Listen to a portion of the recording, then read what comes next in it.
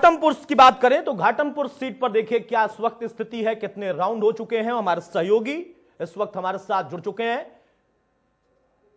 जो तस्वीर थी वो पूरी तरह से साफ होती दिख रही है। घाटमपुर का हाल क्या है और वहां पर अब कितने राउंड इस वक्त हो चुके हैं और कितने राउंड अभी बाकी हैं? जी, अगर घाटमपुर की बात की जाए तो 35 राउंड काउंटिंग होनी, जिसमें से 11 राउंड काउंटिंग हो चुकी है। और अभी तक जो आंकड़े सामने आए हैं उसमें भारतीय जनता पार्टी के जो प्रत्याशी हैं उपेंद्र पासवान वो लगातार बसपा से आगे हैं और लगातार बसपा और बीजेपी की जो टकरार है वो लगातार चल रही है। हालांकि जैसे जैसे राउंड बढ़ते जा रहे हैं बीजेपी धीरे धीरे अपना जो आंकड़ा है वो बढ़ाती चली जा रही है और जो दूरी है दोनों के बीच वो काफी आगे निकलती जा रही है। इस समय की बात की जाए तो 11 राउंड होने के बाद 1900 से अधिक वोटों से भारतीय जनता पार्टी आगे चल रही है। शिवराज अगर हम बात करें, जैसा आपने कहा कि यहां पर जो टक्कर दिख रही है वो बीजेपी और बीएसपी के बीच में दिख रही है, ये अपने आप में बहुत अहम होता है। हम सीट वाइज अलग अलग जगहों से अपने तमाम सहयोगियों के जरिए चर्चा करेंगे और तस्वीर भी समझेंगे कि क्या बनकर उभर रही है। यहां पर आखिर क्या वजह रही कि ये दो कैंडिडेट एक दूसरे को टक्कर दे रहे थे, जहां बीजेपी फिलहाल लीड ले रही है?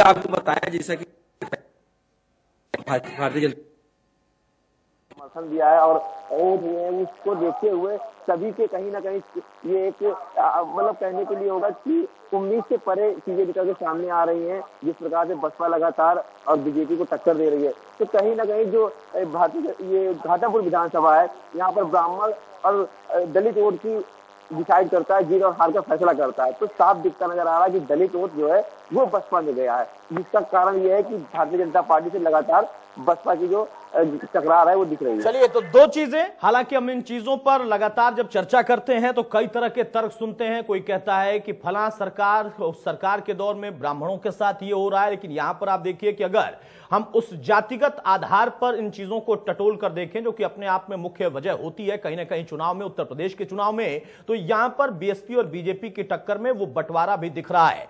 बहुत शुक्रिया शिवराज हमारे साथ जुड़ने के लिए। तो घाटमपुर से इस वक्त की जो तस्वीर थी हमने आपको दिखाई। घाटमपुर में 11 राउंड हो चुके हैं और 11 राउंड के बाद बीजेपी कैंडिडेट लगभग 2000 का जो फिगर है उससे आगे चल रहे हैं। 2000 वोटों से वो लीड लिए हुए हैं, लेकिन उनको टक्कर बीएसपी के कैंडिडेट दे रहे हैं। घाटमपुर में बीजेपी और बीएसपी की लड़ाई चल रही है, कट टू कट फाइट थी, लेकिन बीजेपी ने 2000 की लगभग बढ़त यहां पर ले ली है। इसके साथ ही अन्य तमाम जगहों पर भी 4 अन्य सीटें हैं जहां पर बीजेपी ने बढ़त ली है। एक सीट पर समाजवादी पार्टी आगे चल रही है और टक्कर वहां पर उनको बीजेपी दे रही है। लेकिन एक और सीट है मलहनी जौनपुर की, वो सीट जहां पर एक निर्दलीय कैंडिडेट धनंजय सिंह, अपने आप में बड़ा एक नाम, एक बड़ा प्रभाव उनका, और इस बार जब वो चुनाव में मैदान में थे तो यह कहा जा रहा था कि शायद वो सबसे बड़ी भूमिका दिखाएंगे, बड़ी भूमिका उनकी होगी। हालांकि बीजेपी की तरफ से मनोज वहां पर मैदान में थे और मनोज सिंह इस वक्त अगर हम कहें तो पीछे चल रहे हैं। और उसके अलावा लकी यादव जो कि पारसनाथ यादव के सुपुत्र हैं, और लकी यादव जिनको सिंपैथी वोट के भी आसार थे, जिनको यह कहा जा रहा था कि समाजवादी पार्टी की तरफ से एक मजबूत कैंडिडेट मैदान में है तो बढ़त उनको मिलेगी। और चूंकि यहां पर 2 ऐसे कैंडिडेट अलग अलग पार्टियों से लड़ चुके हैं, लड़ रहे हैं, यानी निर्दलीय कैंडिडेट और बीजेपी कैंडिडेट, वहां बंटवारा हो जाएगा अगर हम जातिगत आधार पर देखें, और उसका लाभ मिलेगा समाजवादी पार्टी को। हालांकि ऐसा अभी होता नहीं दिख रहा है और सबसे बड़ी टक्कर कोई दे रहा तो वो दे रहे धनंजय सिंह मलानी सीट पर। निर्दलीय कैंडिडेट के तौर पर वो आगे चल रहे हैं और फिर उनको टक्कर दे रहे हैं लकी यादव समाजवादी पार्टी की तरफ से।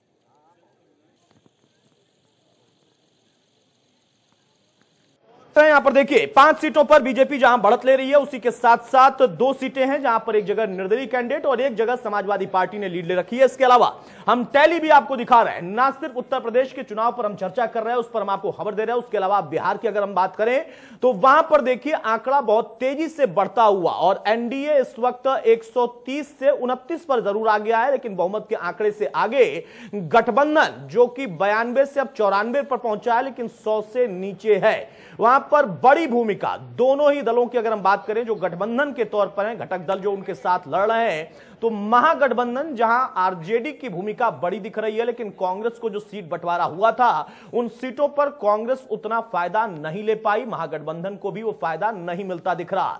लेकिन एनडीए की अगर हम बात करें तो वहां पर इस बार जो बड़ी भूमिका है वो नीतीश की पार्टी जदयू की नहीं, बल्कि उसके साथ साथ वहां जो बड़ी भूमिका में इस वक्त रहेंगे वो बीजेपी के लोग रहेंगे। बीजेपी इस वक्त बड़ी भूमिका में, और यहां एनडीए की सरकार बनती फिलहाल अब तक के जो रुझान है उसमें साफ तौर पर दिखाई दे रही। हालांकि शुरुआती दौर में बहुत कट टू कट फाइट की बात कही गई थी और यह कहा गया कि दरअसल ये जो लड़ाई होगी एक तरफा हो जाएगी। तमाम एग्जिट पोल ऐसे थे जहां पर महागठबंधन को एक तरफा जीत दिलाया भी गया। लेकिन अब यहां पर उत्तर प्रदेश की अगर हम बात करें तो देखिए वहां पर क्या सिनेरियो है, सबके अपने दावे थे। हमारे साथ दीपक कांग्रेस की तरफ से जुड़ चुके हैं एमएलसी, बहुत स्वागत है दीपक भाई आपका। मनोज मिश्रा साहब वरिष्ठ पत्रकार हमारे साथ हैं, बहुत स्वागत है मनोज जी आपका। सबसे पहले मनोज मिश्रा जी मैं आपसे ही जानना चाहूंगा, उत्तर प्रदेश से हम खासतौर से शुरुआत करेंगे। 7 सीटों पर बीजेपी का दावा था कि 7 की 7, 5 पर हालांकि वो आगे दिख रहे, लेकिन उससे इतर जो समाजवादी पार्टी का दावा था वो दावा उतना दमखम नहीं दिखा रहा। हां ठीक है, 1 सीट पर वो आगे हैं, लेकिन उनका कहना था कि कम से कम 3 से 4 सीटें इसमें से 7 में से हम छीनेंगे। 6 थी बीजेपी की तो उसमें से 3 से 4 छीनेंगे। अतुल भाई, दरअसल उत्तर प्रदेश के उपचुनाव को अगर आप ओवरऑल सिनेरियो में देखिएगा तो नौगांव सीट की बात कर लें, मलहनी की बात कर लें, और 5 सीटें जिसपे भारतीय जनता पार्टी लगातार कहीं न कहीं अपनी बढ़त बनाए हुए है, सपा बसपा। लेकिन चुनाव लड़ने की बात करें तो सरकार में होते हुए सरकार के संख्या बल में कोई असर नहीं पड़ते। जिस तरीके से भारतीय जनता पार्टी ने इस पूरे उस चुनाव को बहुत सीरियस और अपनी नाक का बाल कह सकते हैं, या दूसरे शब्दों में ये कहिए कि उस चुनाव को उसने जीतने की तरीके से लड़ने की कोशिश की। वहीं विपक्षी दल, देखिए 2 चीजें अतुल भाई रही हैं। एक तो राज्यसभा चुनाव के दौरान मायावती के बयान आना, और अखिलेश यादव इस बार उपचुनाव में कहीं न कहीं उतरने के बजाय वो कन्नी काटते रहे, ट्विटर से, व्हाट्सएप से, फेसबुक से या प्रेस के जरिए मैसेज देते रहे। लेकिन वो चुनावी सभा में या बाई इलेक्शन में तो वो फर्क पड़ता है इन सब चीजों को। अपनी बातों को डिलीवरी नहीं करना, सत्ता पक्ष का विरोध जबरदस्त तरीके से नहीं करना, सत्ता पक्ष अपनी 3.5 साल की उपलब्धियों को लगातार बयान करता रहा, बताता रहा कि हमने ये किया है, आगे हम ये करेंगे। मलहनी में दरअसल ये वहां का स्थानीय मुद्दा है। देखिए मलहनी में चूंकि धनंजय सिंह का अपना एक देखिए वो भी मैं बताऊं आपको, कांग्रेस के प्रत्याशी बनते बनते धनंजय सिंह रह गए। अगर कांग्रेस उनको प्रत्याशी बना लेती तो शायद कम से कम 1 सीटों पर प्रियंका या लल्लू ने पिछले 6 महीने 1 साल में जिस तरीके से योगी सरकार का हर मुद्दों पे विरोध करते रहे और जनमानस के साथ जुड़ते रहे, तो कम से कम उनको रहता कि भाई हम कहीं बढ़त में हैं। लेकिन नौगवा में नहीं, मलहनी में नहीं, आप देवरिया में नहीं, तो बसपा तो कहीं न कहीं अपनी पहचान बना रही है, सपा भी है, लेकिन कांग्रेस को जिस तरीके से होना चाहिए था, उपचुनाव में आना चाहिए था, ये बेहतर दीपक भाई बता पाएंगे जी। ठीक है दीपक भाई, सवाल इसी बात का है कि सबके पास कुछ ना कुछ तो बोलने को है, कांग्रेस के पास क्या है बोलने को इसमें? और जो 5 सीटों की बात हम बीजेपी के लिहाज से कर रहे हैं, 1 सीट पर समाजवादी पार्टी या फिर कहें कि 1 सीट पर बीएसपी और बीजेपी की टक्कर की हम बात कर रहे हैं, वहां पर निर्दलीय की तो चर्चा हो सकती है कि हाँ इंडिविजुअल वो एक व्यक्ति या एक निर्दलीय कैंडिडेट उस सीट पर एज ले चुका है।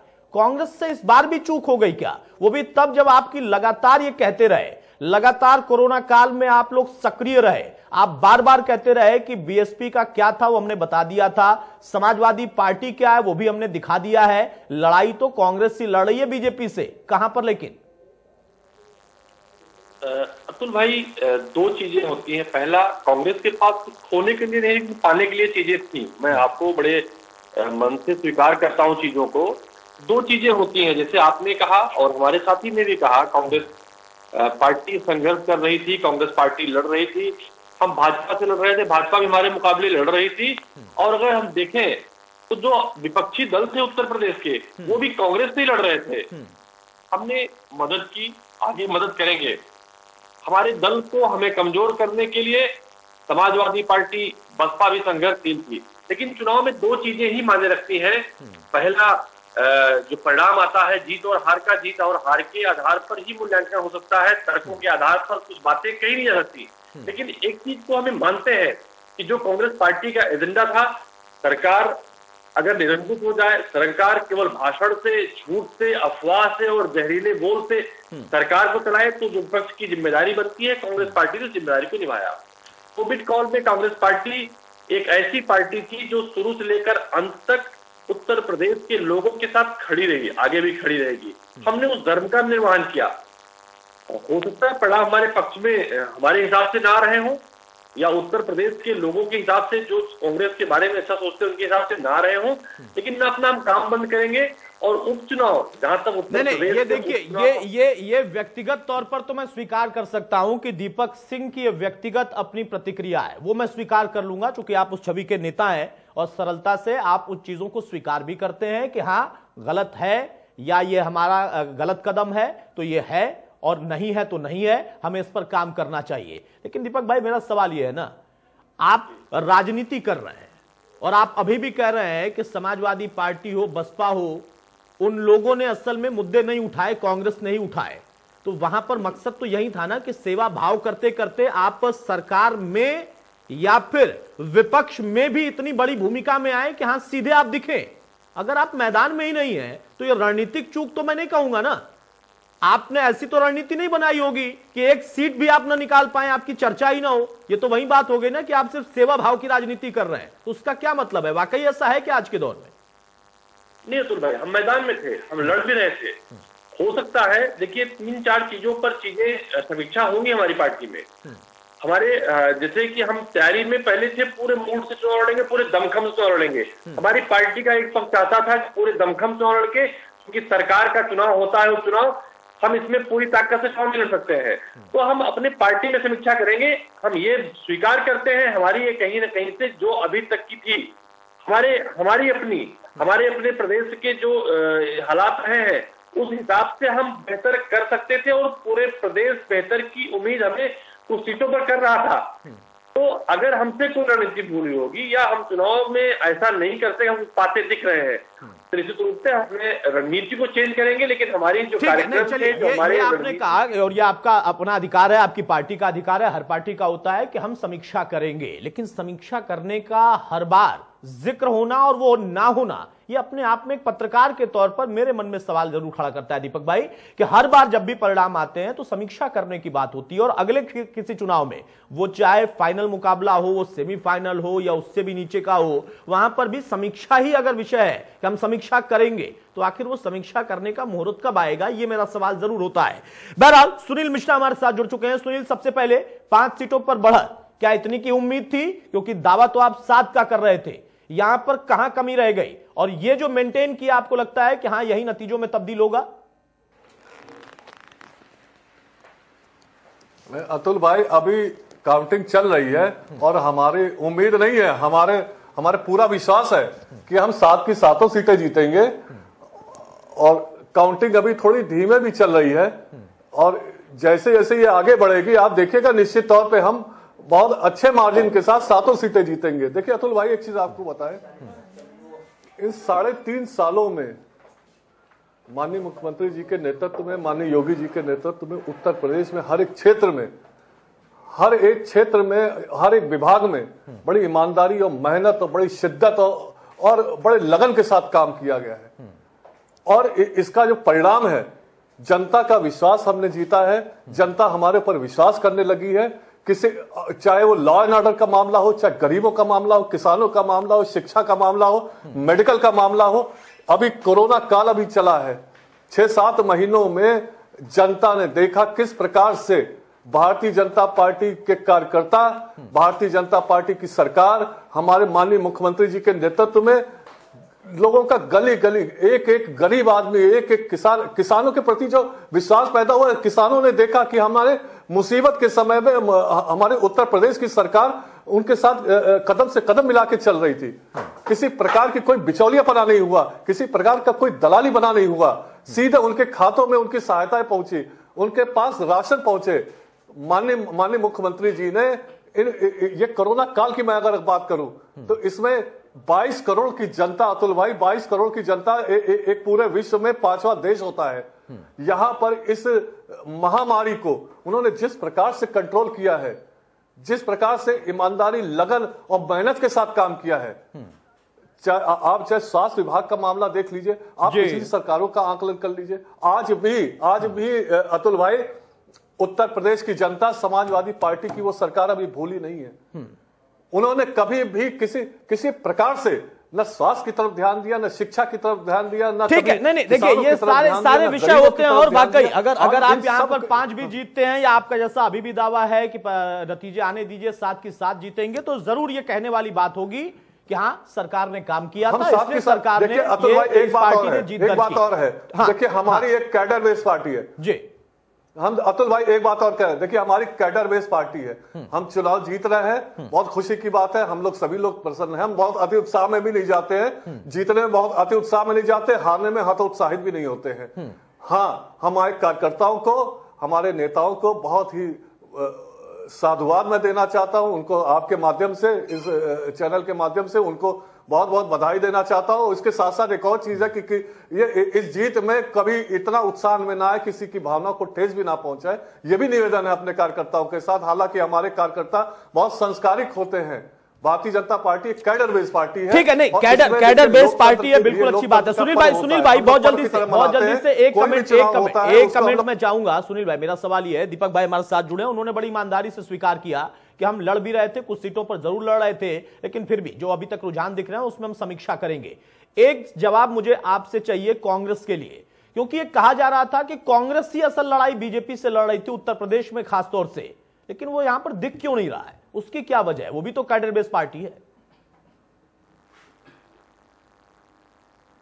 देखिए अतुल भाई, कोई भी काम करने के लिए बड़ी मेहनत और लगन की आवश्यकता होती है।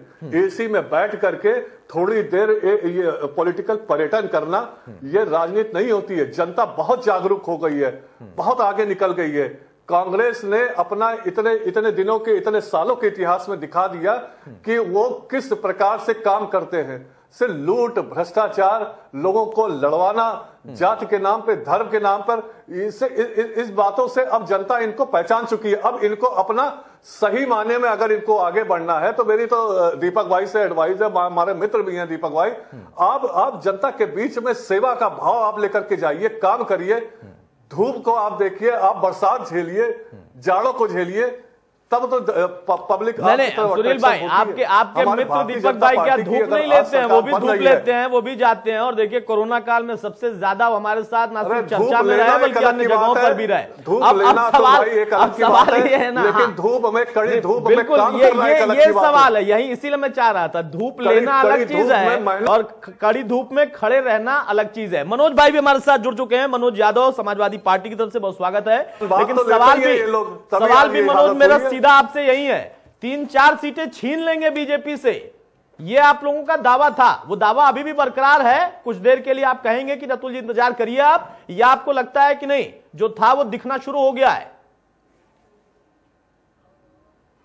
देखिए, काउंटिंग अभी भी चल रही है, परिणाम अभी घोषित नहीं हुए हैं। अगर परिणाम घोषित हो जाते तो आपका सवाल बिल्कुल सही होता कि ये समाजवादी पार्टी लगातार ये बात कहती आई है और मैंने भी कहा है कि हम 3-4 सीटें जीतेंगे। लेकिन आप देखेंगे कि फाइट जो है बराबर चल रही है, कोई बड़ा अंतर नहीं है कि भाजपा किसी सीट पे बहुत 50,000 से 25,000 से 30,000 से आगे हो गई, ऐसा कुछ नहीं है। कहीं पे 200, 250, 300 का अंतर है, कहीं 1,000, 2,000 का अंतर है। तो निश्चित तौर पे कांटे की टक्कर है और जब तक परिणाम नहीं आ जाते तब तक आगे अभी भी कुछ कहना मेरे ख्याल से बहुत जल्दबाजी होगी। लेकिन इतना तय है कि समाजवादी पार्टी अपना अच्छा परफॉर्मेंस करेगी।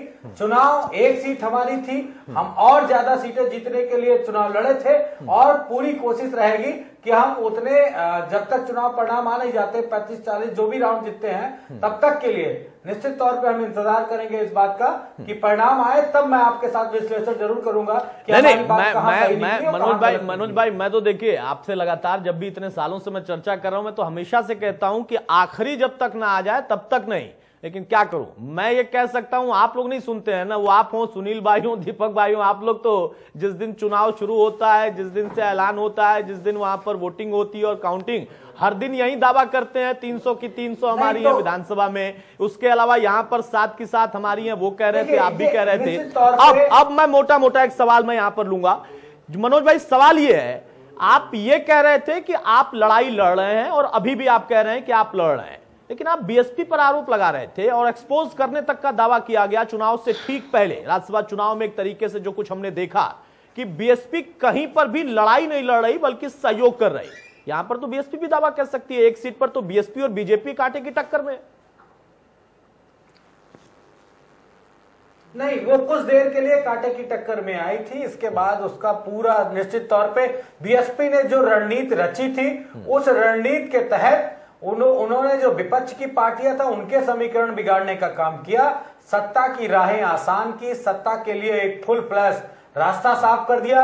और बीएसपी ने तो पूरी तरीके से वही काम किया जो समाजवादी पार्टी के जाति के लीडर थे। निश्चित तमाम सारी जातियों के आधार पर उत्तर प्रदेश में चुनाव होता है, तमाम सारे वर्ग संप्रदाय के आधार पर चुनाव होते हैं, तो बीएसपी ने कोई ऐसा मैकेनिज्म नहीं अपना तैयार किया जिससे कि वो बीजेपी को हराने के लिए चुनाव लड़ रही हो। वो निश्चित तौर पे समाजवादी पार्टी को हराने के लिए, खैर वैसा तो ठीक है, अगर ऐसा भी है तो बीजेपी तो रणनीतिक तौर पर मैं कहूंगा कि ज्यादा भारी आप लोगों पर। बहरहाल इस बीच में एक बड़ी खबर आ रही है, उसका हम जिक्र कर लेते हैं, उसके बाद मैं आगे बढ़ूंगा। बड़ी खबर नौगांव सादात सीट की अगर हम बात करें तो देखिए वहां पर बीजेपी इस वक्त आगे हो गई है, बीजेपी इस वक्त आगे हो गई है। नौगांव सादात सीट की बात करें तो यहां पर समाजवादी पार्टी के जो प्रत्याशी जावेद आबदी वो पीछे हो चुके हैं। समाजवादी पार्टी के प्रत्याशी 949 वोटों से हालांकि पीछे हैं, बहुत बड़ा मार्जिन नहीं है, लेकिन ऐसे चुनाव में यहां पर एक एक वोट की कीमत होती है और उसके कई उदाहरण हमने इस प्रदेश में या अन्य प्रदेशों में भी देखे हैं जहां पर एक एक वोट की अहमियत है। यह अपने आप में बड़ी बात, एक जहां जिस जगह पर समाजवादी पार्टी कम से कम लड़ाई लड़ रही थी वहां पर अब इस वक्त वो पिछड़ चुकी है। जो दावा सुनील मिश्रा कर रहे थे कि असल में जब ऐसा होगा यानी जब नतीजे आ जाएंगे तो हो सकता है 7 के 7 बीजेपी क्यों, और फिलहाल उसमें एक और उनके खाते में आती हुई दिख रही है, रुझान में, नतीजों में नहीं, रुझान में। बहुत जल्दी से मनोज यादव इस पर एक छोटा कमेंट आपका, उसके बाद मैं मनोज मिश्रा के पास जाऊंगा। एक नौगांव सादात सीट और वहां पर भी आप पिछड़ गए। देखिए निश्चित तौर पर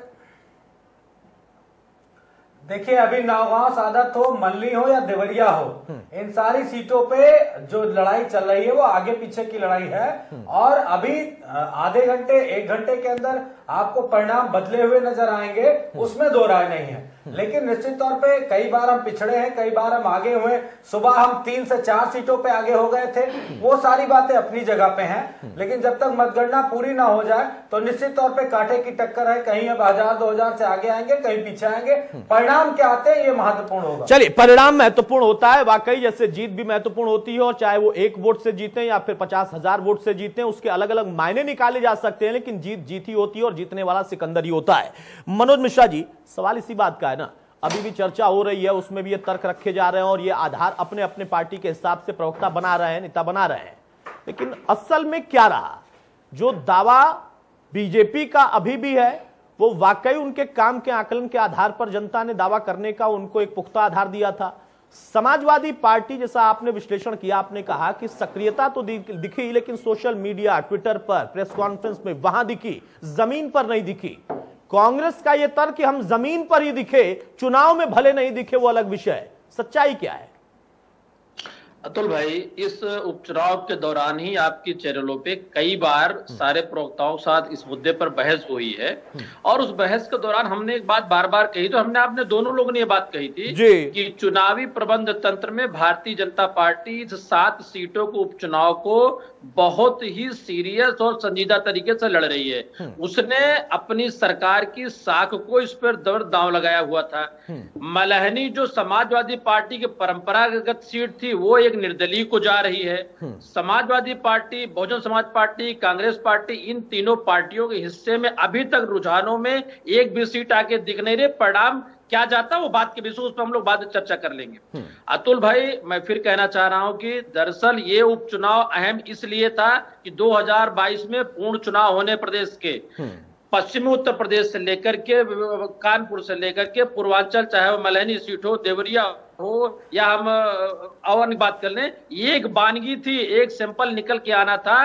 विपक्ष और पक्ष के दोनों के 3.5 साल के विरोध का, लोगों के जनमानस की चिंता का, उनके साथ खड़े होने का या सरकार के काम करने का। दीपक भाई ने बिल्कुल एक जिक्र किया था कि हम लोग कोरोना काल में लगातार, मैं कोरोना काल की बात नहीं कर रहा हूं, मैं ये कह रहा हूं कि विगत 1 वर्षों से जिस तरीके से इनकी बड़ी नेता इस प्रदेश में पूरी तरीके से सक्रिय है, हर मुद्दों को उठाती हैं और नवीनतम इनके जो अध्यक्ष, प्रदेश अध्यक्ष लल्लू है, वो भी सारे मामले में इन्वॉल्व हो रहे हैं। लेकिन समस्या कहां आ रही है?